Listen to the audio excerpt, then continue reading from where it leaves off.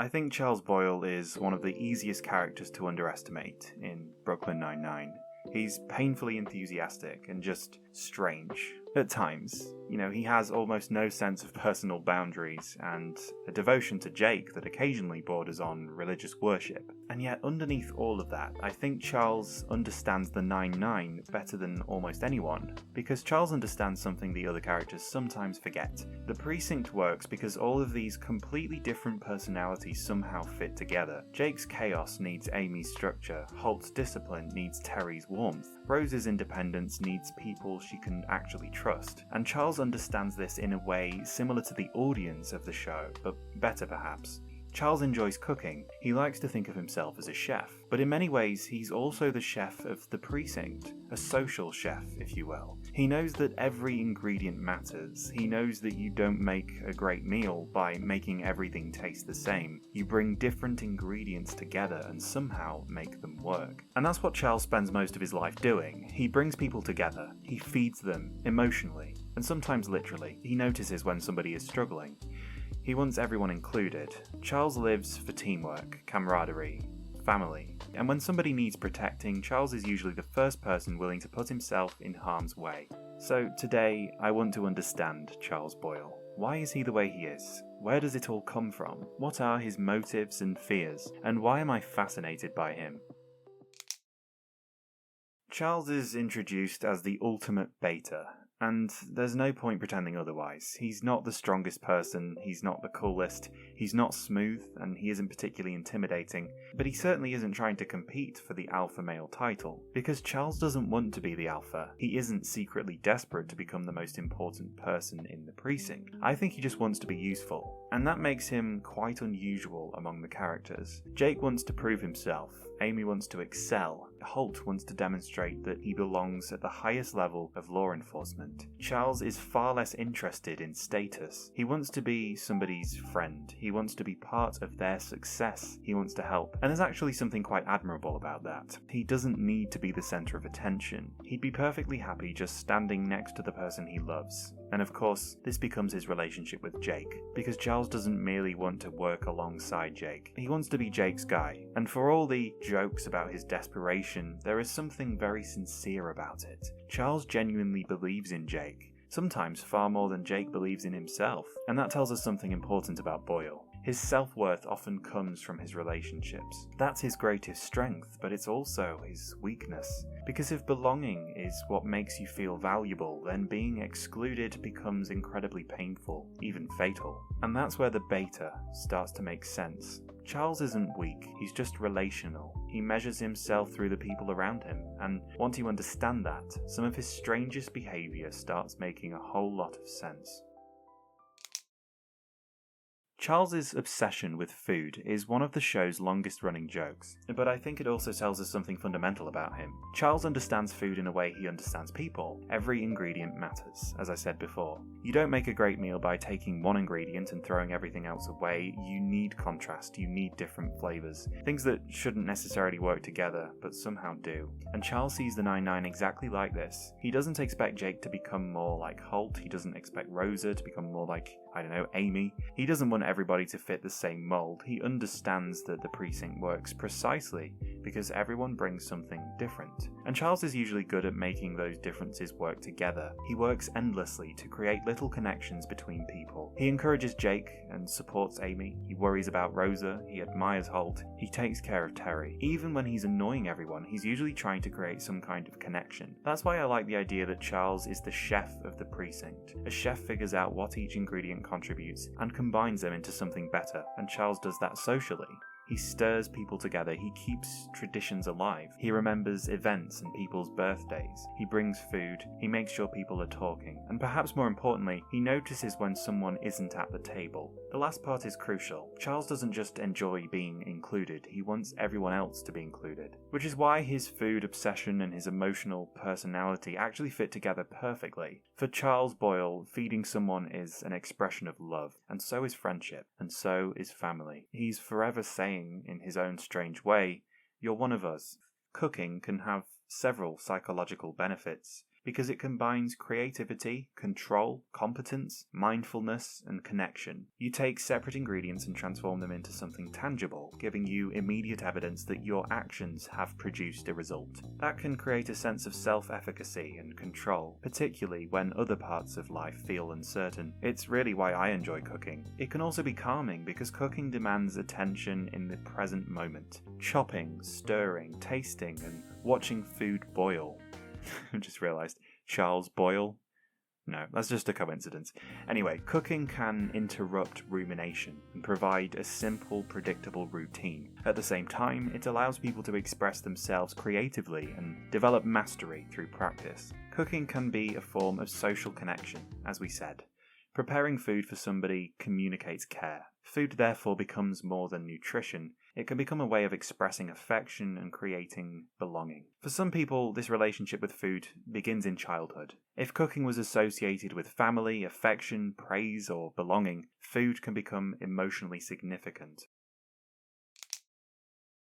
And then there's Jake. And for me, Charles's relationship with Jake is probably the clearest window into his personality. Jake is his hero, his best friend, his role model. What's funny is that Jake isn't the obvious person to idolize. He's immature, irresponsible, sometimes selfish. He makes bad choices from time to time, but Charles doesn't really care about that. Jake gives Charles a sense of belonging, and Charles gives Jake unconditional belief. Jake spends much of his life trying to prove himself, to Holt, to his father, to Amy, or to himself. But Boyle doesn't ask him to prove anything, he just thinks Jake is amazing. And that's an incredibly powerful thing to give another person, because Jake can be completely ridiculous or juvenile around Charles and still know he's loved. He can really be himself. Boyle is one of the few people who doesn't require Jake to become more impressive before he'll accept him. Even with Amy, although she genuinely loves Jake, there's still an expectation of maturity, a maturity that Jake has to develop by the end of the show.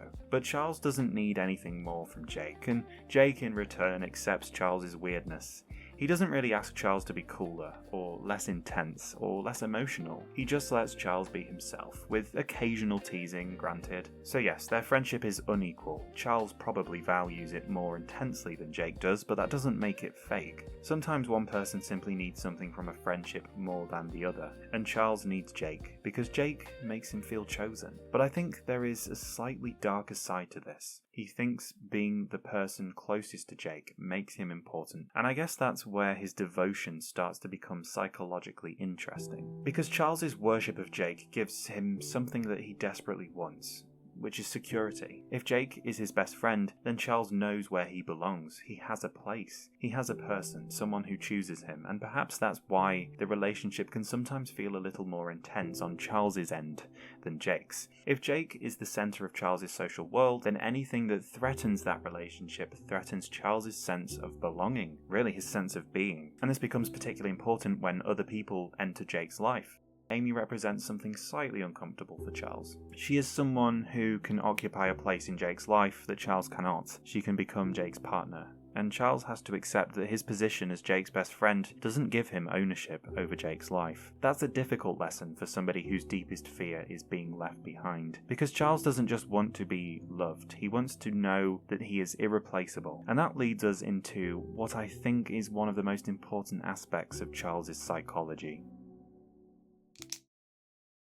I thought I might as well use the actual name for Charles's deepest fear. Athazagoraphobia is the fear of being forgotten, left out, or replaced, which is what makes this strange man the purest physical manifestation of Charles's greatest fear. Fake Charles, or Bill, is literally a doppelganger used to replace Charles in some of the heist episodes. Anyway, I think the fear of being left out is the emotional center of Charles's character. Whenever the group has done something without him, Charles can react with an almost disproportionate level of hurt.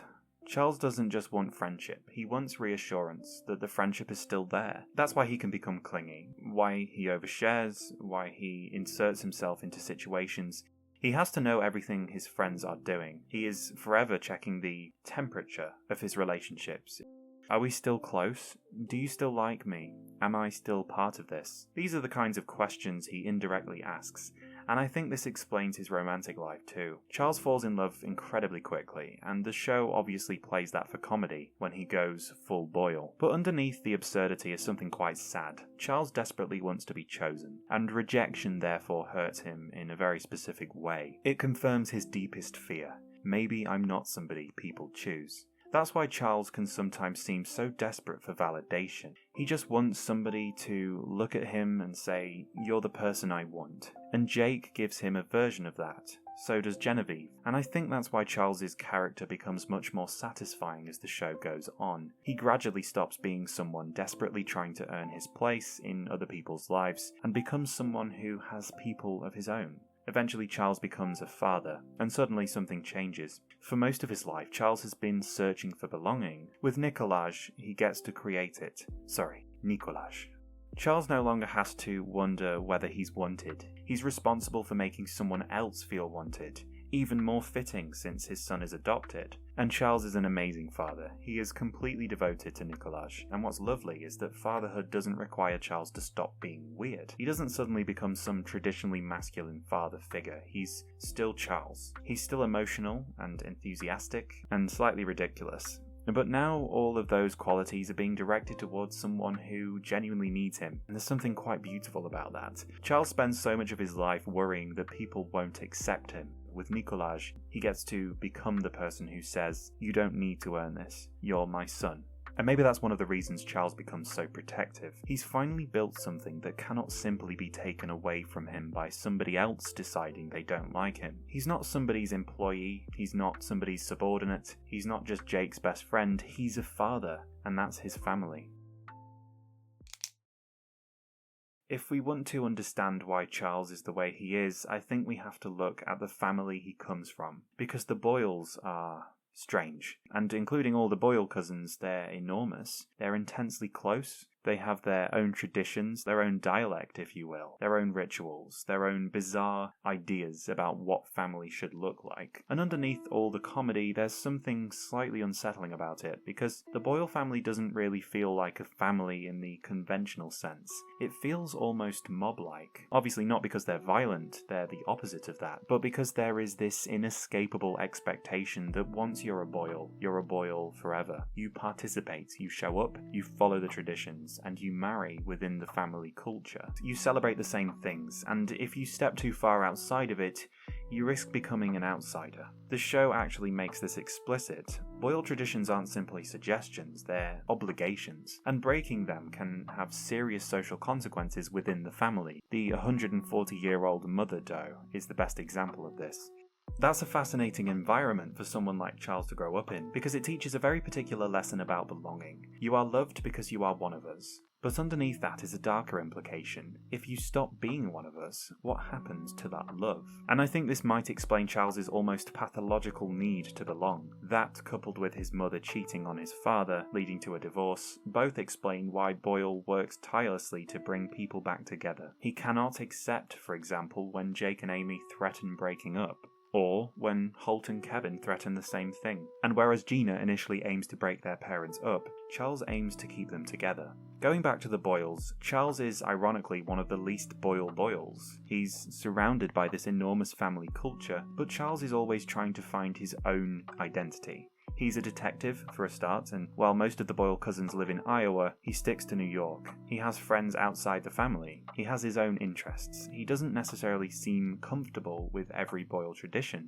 and yet he desperately wants the approval of his family. That's the contradiction. Charles wants to be himself, but he also desperately wants to be one of them. And I think that tension follows him throughout the entire series, because Charles has learned that relationships come with obligations. If somebody loves you, you show up for them. If you're family, you participate. If someone is your friend, you defend them. If you're part of the group, you don't abandon the group. That sounds wholesome, and sometimes it is, but taken too far, it can become suffocating, because Charles doesn't always seem to understand that love can survive distance. He often behaves as though closeness has to be constantly maintained, which could help to explain why exclusion hurts him so much, because in his childhood environment, being excluded wasn't just missing out on a party, it was potentially being pushed out outside of the tribe. And I think this also explains why Charles is so different from someone like Jake. Jake grew up with a broken relationship with his father. His childhood taught him in many ways that family could disappear.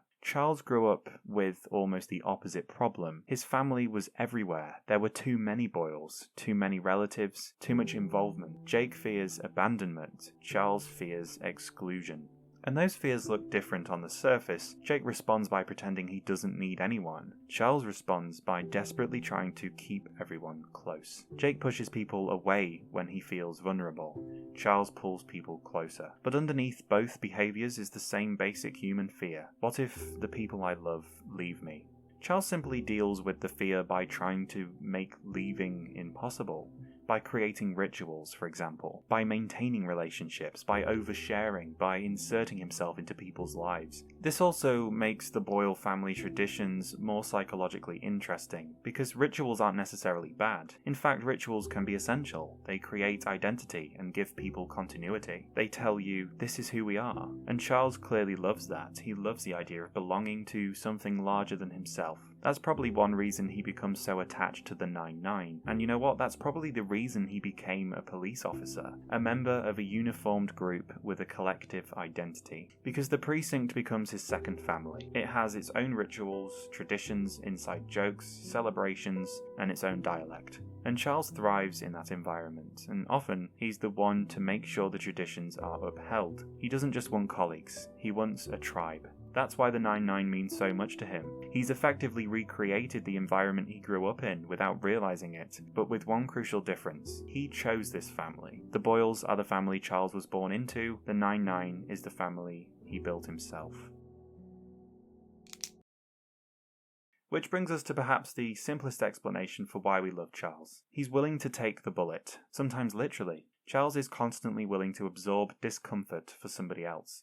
He'll embarrass himself, he'll apologise first, he'll take responsibility without stepping on anyone's toes. He'll defend his friends, and when something genuinely dangerous happens, he'll put himself between the danger and the people he loves. That's why the joke about Charles getting shot is so effective. It's an exaggerated version of something he does throughout the show. Charles is always the guy willing to take the hit, and I think that's real courage. He's not fearless. Charles is terrified a lot of the time, but courage isn't being fearless. It's deciding that something matters more than your fear. And people matter enormously to Charles. That's what separates him from a lot of the other characters. Charles isn't trying to protect his image. He isn't trying to look cool. He isn't worried about promotions. And he isn't worried about appearing vulnerable. If loving somebody makes him look ridiculous, he'll choose to look ridiculous. If defending somebody makes him look weak, that's fine too. Because Charles would rather be embarrassed alongside his friends than respected without them. I think Charles works because the show surrounds him with characters who are constantly trying to improve themselves. They're all working towards some kind of personal growth. If you're interested to know more about the others, you should go and watch my videos on them. But back to Charles, he doesn't really have the same ambition. He's already figured out what matters to him. People. And that's why he becomes the emotional glue of the precinct.